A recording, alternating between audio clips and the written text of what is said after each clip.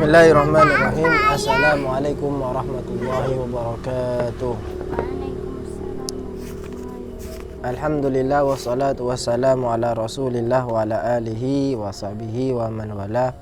La hawla wa la quwwata illa billah, amma ba'du. Alhamdulillah, pada pertemuan perdana malam ini setelah kita libur hampir 2 minggu, libur akhir tahun, dan kita sekarang berada di awal tahun 2023. Kita berdoa mudah-mudahan sepanjang tahun 2023 ini kita senantiasa diberikan kesehatan oleh Allah Subhanahu wa taala, senantiasa diberikan kelancaran di dalam menuntut ilmu, dan ilmu yang kita pelajari menjadi ilmu yang bermanfaat fid dini wa dunya hatta al-akhirah. Amin ya rabbal alamin. Salawat serta salam mudah-mudahan tetap tercurahkan kepada junjungan kita Nabi Muhammad sallallahu alaihi wasallam. Pada pertemuan kali ini kita akan membahas tentang tema yaitu wafatnya Sayyidah Khadijah. Bismillahirrahmanirrahim. Wafatu Khadijata utawi iki iku wafati Sayyidah Khadijah. Utawi iki iku wafati Sayyidah Khadijah. Nah, aku nggak apa-apa ya. Zawaju Saudata, Aku mau ikan. nikah sareng Saudah.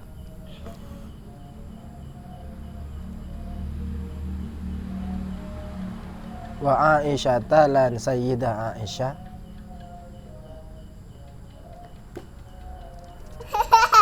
Radhiyallahu anhunna, radhiya muka-muka paring ridha. Sapa Allahu Allah Aku mau ini. anhunna sangking sekabehane Khadijah, Saudah lan Aisyah. Ayah. Aku mau gambar. Fis sanatil ashirati, ing dalem taun kang 10. Ing dalem taun kang 10.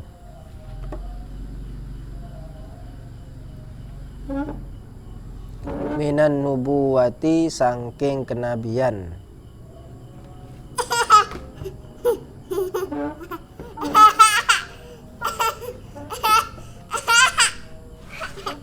Tuwufiyat, wafat.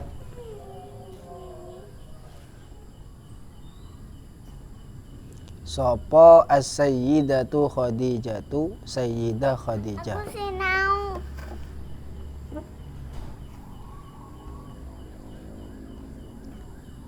Fahazina, mongko sedih. Apa sedih bahasa Jawanya? Sedih. Sedih. Ya, itu wis tulis wis. Sedih. Hai, ini kemana? Alaiha, ing atase Khadijah. Bagus. Sapa ar-rasulu sallallahu alaihi wasallam, Rasul sallallahu alaihi wasallam. Aku mau ketat. Huznan, kelawan sedih.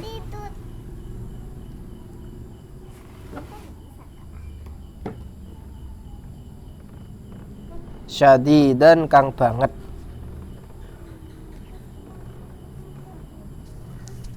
Tapi kita bisa. Li'annaha krono satuhune Sayyidah Khadijah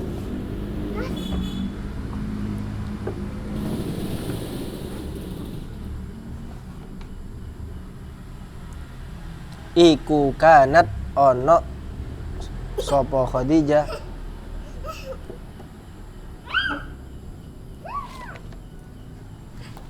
Ini kemana? Ini kemana mencoba? iku tuhibbu, demen sopo Khadijah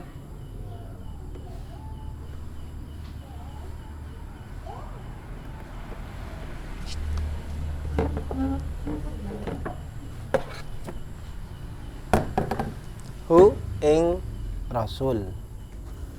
Ayah.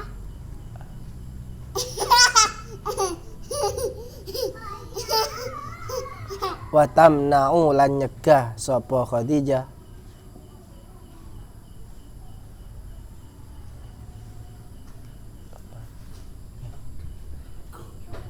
anhu saking Nabi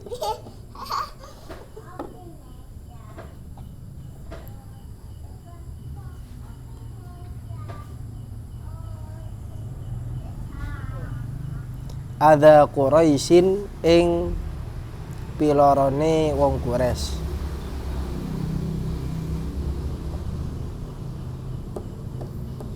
Artinya di tahun ke-10 dari kenabian, dari Nabi diangkat menjadi Rasul, berarti ketika itu Rasul berumur 50 tahun. Istri tercinta yaitu Sayyidah Khadijah wafat. Maka dengan wafatnya Sayyidah Khadijah ini Rasulullah SAW sangat sedih sekali, sangat bersedih.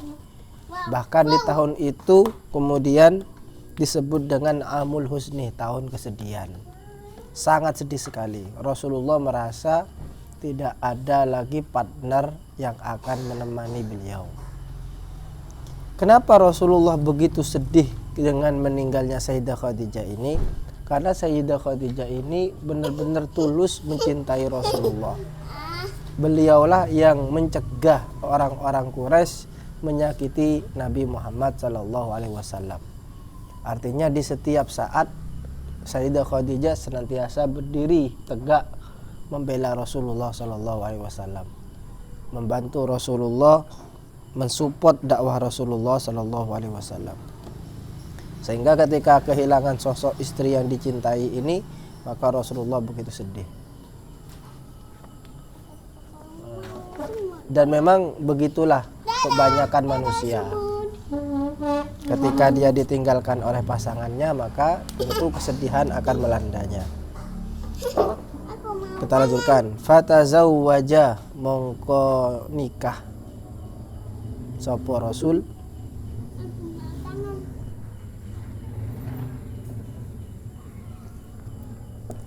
ba'da wafatiha sa'wuse wafati Khadijah.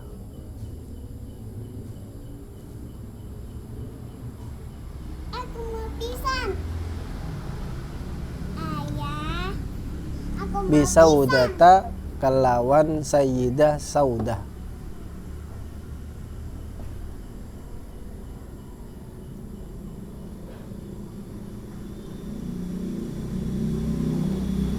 Ba'da an tuwfiya sa'wuse nyento wafat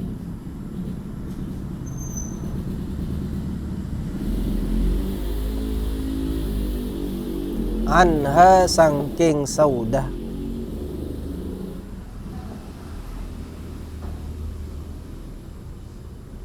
sapa zaujuha suami Saudah.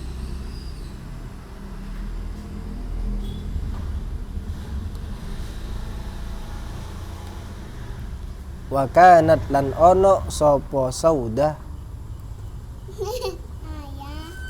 Aku mau gambar. iku qad amanat teman-teman ngimanakan sapa Saudah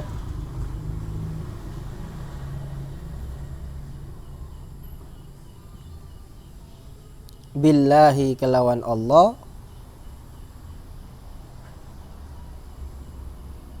wa rasulihi lan rasul Allah.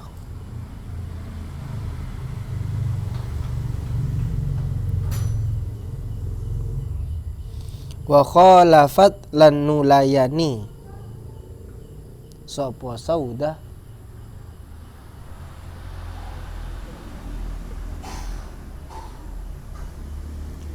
aqaribaha ing pira-pira kerabate Saudah.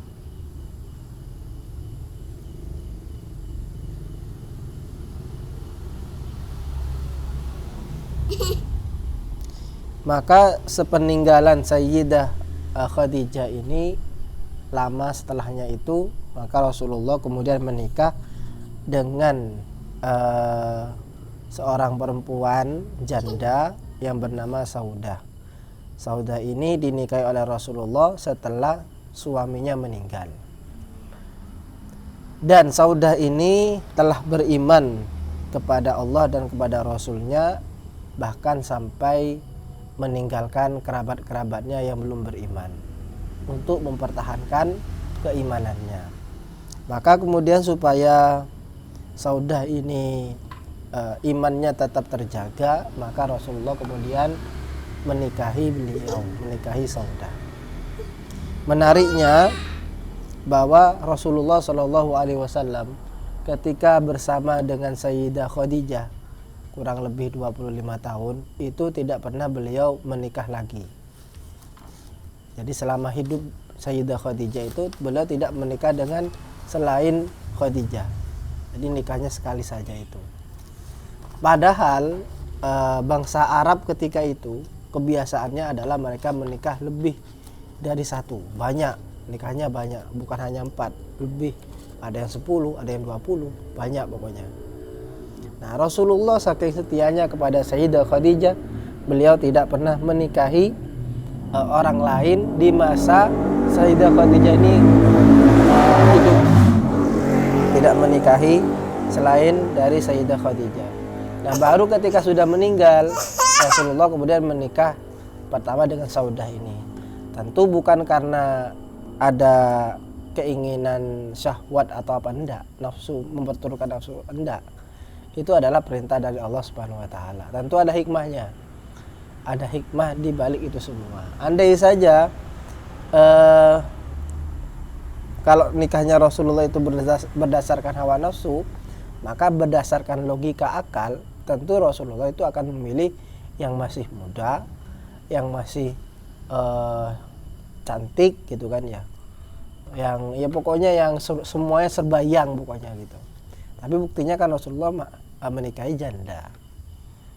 Itu menunjukkan bahwa Rasulullah menikah itu bukan berdasarkan memperturuti hawa nafsu. Tapi mungkin di situ ada hikmah tertentu yang perlu kita gali. Kenapa kok Rasulullah menikah dengan Saudah, kemudian nanti menikah dengan Sayyidah Aisyah, menikah dengan Sayyidah Zainab, menikah dengan Maria Al-Qibtiyah dan seterusnya. Itu ada hikmah di balik itu semua. Di antara semua istri Rasulullah itu cuman satu yang masih perawan. Yang masih perawan. Ini yang kita akan bahas. Wa ba'da syahrin lan sa'wusi sa'ulan.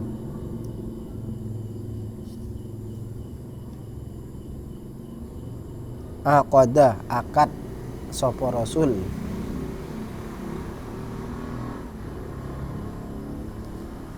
ala Aisyata ing atase Sayyidah Aisyah binti Abi Bakr Siddiq wahiyya utawi Aisyah binti Abi Bakr As-Siddiq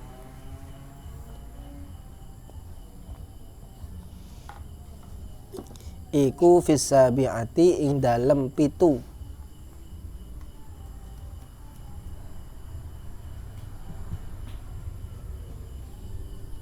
min umriha saking umuri Sayyidah Aisyah.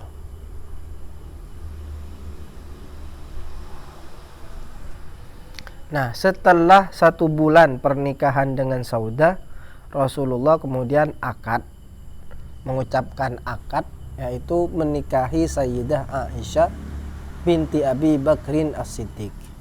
Dan ini adalah satu-satunya istri Rasulullah yang dinikahi dalam keadaan masih perawan. Maksudnya belum pernah menikah sebelumnya. Menariknya, Rasulullah menikahi Sayyidah Aisyah ini ketika itu Aisyah sedang berumur 7 tahun. Maksudnya umur 7 tahun. Mungkin sampai akan bertanya-tanya, loh itu kan masih kecil. Umur 7 tahun itu kan masih kecil, kok sudah dinikahi. Dan ini menjadi serangan bagi orang-orang yang tidak suka kepada Islam. Mereka menyerang pribadi Rasulullah SAW dan berkata, bagaimana seorang Rasul menikahi gadis kecil yang berumur 7 tahun. Kan gimana itu kan, kayak gitu kan, mereka menyatakan seperti itu. Kita jawabnya bagaimana? Yang pertama, bahwa apa yang terjadi saat ini jangan kita hukumi terhadap kejadian-kejadian di masa lalu. Jangan ukur kejadian masa lalu dengan kacamata sekarang. Kalau sekarang umur 7 tahun, anak umur 7 tahun itu ya masih kecil. Tapi zaman itu anak usia umur 7 tahun itu banyak yang sudah nikah umur-umur segitu itu. Kalau sekarang kan perempuan paling nikahnya ya umur 20 tahun ke atas. Tapi zaman itu, zamannya Rasulullah itu umur 7 tahun, 8 tahun biasa itu nikah dengan umur-umur segitu. Artinya tidaklah heran gitu loh. Maka yang menjadi heran itu adalah ketika kita menghukumi perkara yang dahulu, kemudian kita hukumi, oh ini tak boleh kayak gitu, tidak bisa. Bahkan dulu teman saya itu sekelas lulus MI langsung dinikahkan sama orang tuanya. MI itu kan umur 11 tahun, zaman saya itu. Apalagi pas waktu zamannya Rasulullah ini kan, maka umur segitu itu tidak menjadi masalah ketika itu, tidak merupakan masalah. Di dalam hadis yang lain bahwa Rasulullah itu tidak langsung, mohon maaf ya, berkumpul dengan Sayyidah Aisyah. Memang menikah umur ketika itu, umur 7. Tapi tidak langsung dikumpuli. Maksudnya tidak ya seperti layaknya hubungan suami istri. Tidak. Nunggu, kalau dia dalam suatu riwayat, nunggu umur 9 tahun. Umur 9 tahun ketika itu adalah umur yang sudah baligh. Rata-rata umur 9 tahun itu sudah head orang Arab ketika itu, yang perempuan-perempuannya.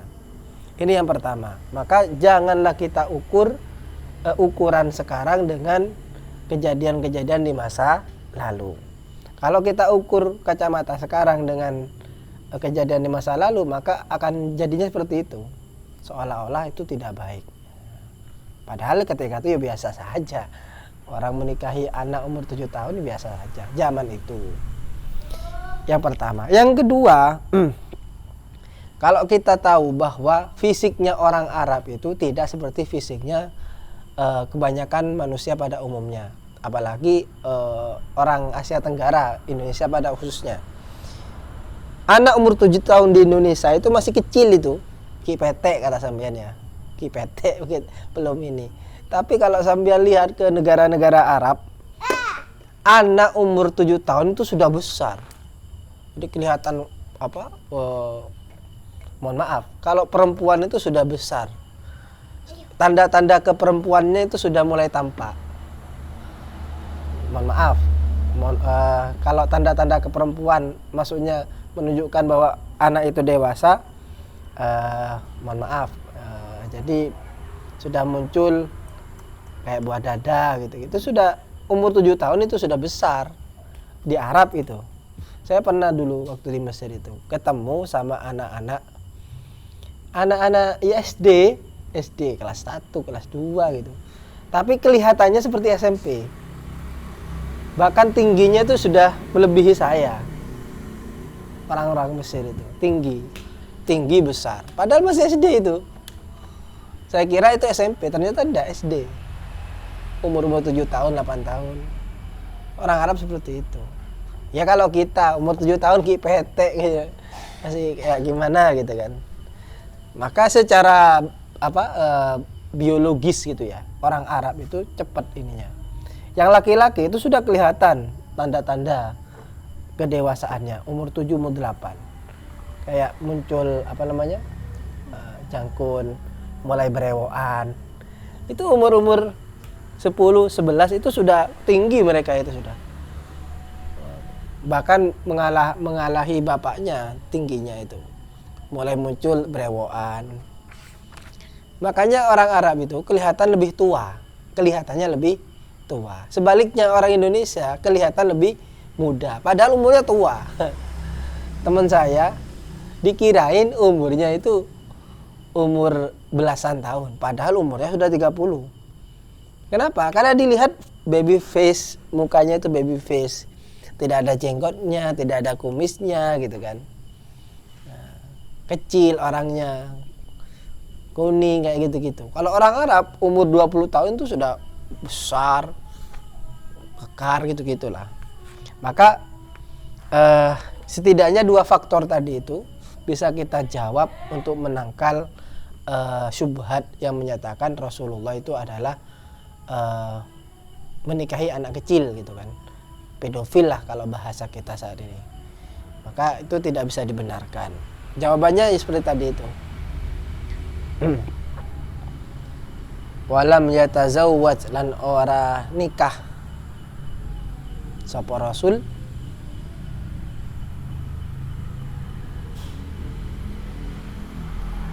bikron ing perawan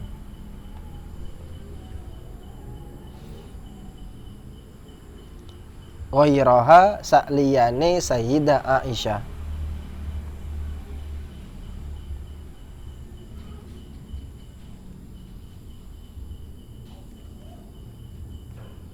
Wa dakhala lan nyampur sapa Rasul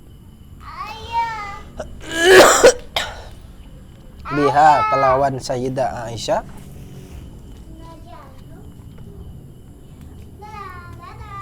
fil Madinati ing dalem Madinah.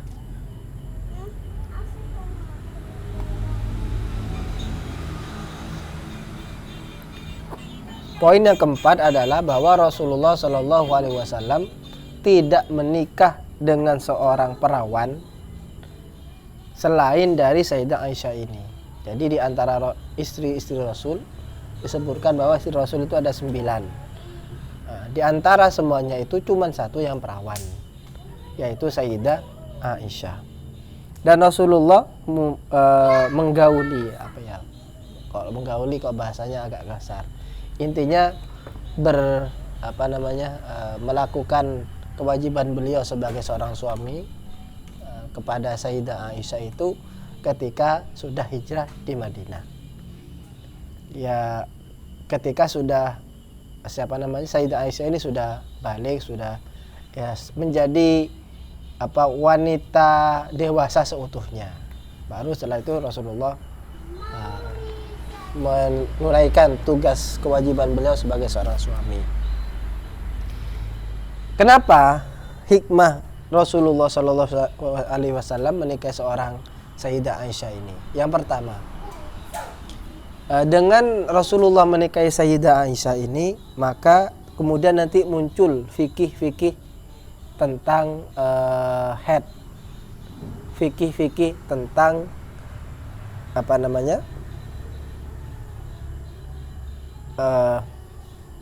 tentang head.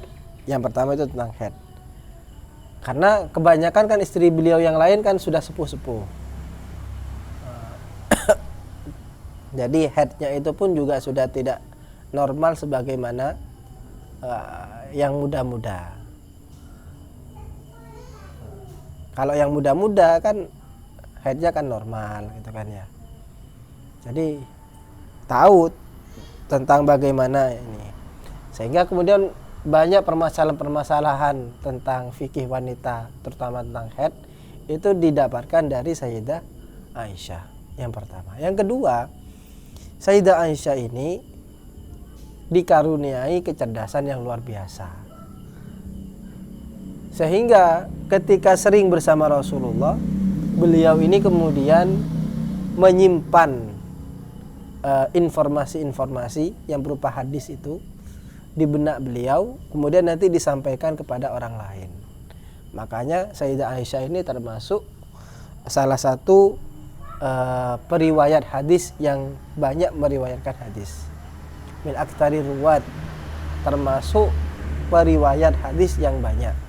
Selain dari Abu Hurairah, kemudian ada Sayyidah Aisyah, kemudian ada Anas bin Malik dan yang lainnya, Abdullah bin Abbas. Kenapa? Karena Sayyidah Aisyah ini masih muda dan sering bersama Rasulullah, sehingga memori beliau itu kuat. sehingga terekamlah semua hadis